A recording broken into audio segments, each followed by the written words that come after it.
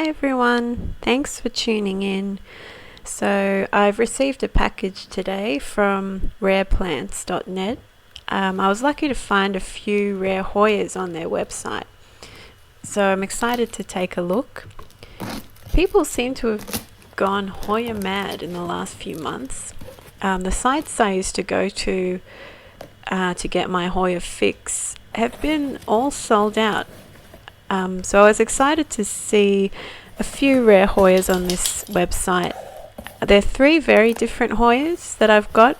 That's in terms of their care level as well as the kind of flowers they produce. And I'll tell you a bit about their care as I open the package. So this company packs everything full of shredded paper, which is useful because I just add it to my worm farm. There's also a lot of sticky tape with these packages generally. So I'm just going to see what we have here. This looks like the Hoya cinnamomifolia.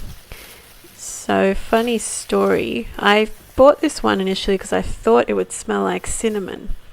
Later I realized that word doesn't even spell cinnamon, it's cinnamomi, whatever that is. Maybe it was the name of the person who discovered it, but it's got these big leaves that are heavily veined. They grow up to 15 centimeters. This is what the flowers look like, and there's not much scent to the flowers. They originate in Java, and the plant's prone to overwatering and generally not recommended for beginners.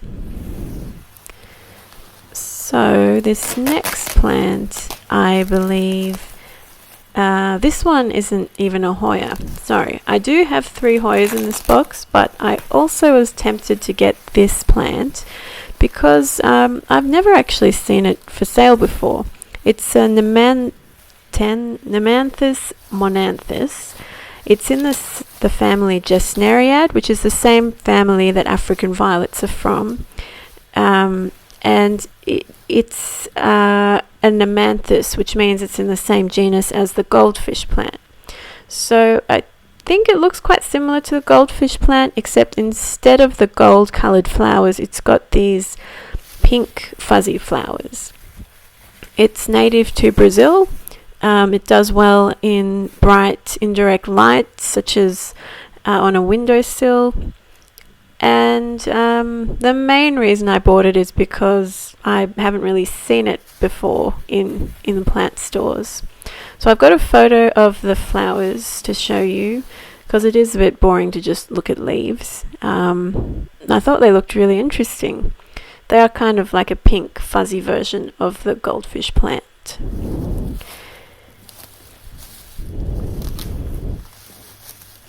So this next plant is the Hoya diversifolia. So I've actually ended up buying this plant 3 times without realizing it, because every time I see a photo of its flowers online, I get really excited and just buy one. So now I've got 3 Hoya diversifolias that haven't flowered yet, but I'm hoping one day they will. Generally it takes a few years for a Hoya to get to the size that it can flower. So it's got these large leaves. It's called diversifolia because the sizes of the leaves vary within one plant. They're diverse. It's apparently an easy to grow Hoya. I've heard that about Hoyas before that haven't grown well at all, so I'll see how that goes. This is the flowers, and they apparently have a nice scent, but produce a lot of nectar. So this is the most exciting Hoya. It's Hoya loheri. This is clearly the wrong tag. So Hoya loheri is one with smaller leaves. I'll show you in a second, but it's got stiff curled leaves about 4 centimeters, and they're green and red. So the leaf itself is light green, but it develops these red sort of spots or stains under the leaf. The flowers are really interesting looking. I'll show you a picture in a second, but they're kind of round and rolled up in form with a brownish corolla and a yellow corona. So the corolla is the outside part of the Hoya flower and the corona is the inner flower.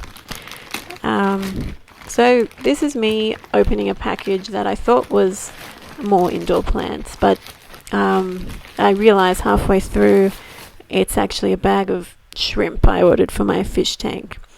So it's not very interesting, so I won't go too much into the shrimp. But thanks for watching, just a quick unboxing video, and I will give you another Hoya update soon once I pot these up. Thanks.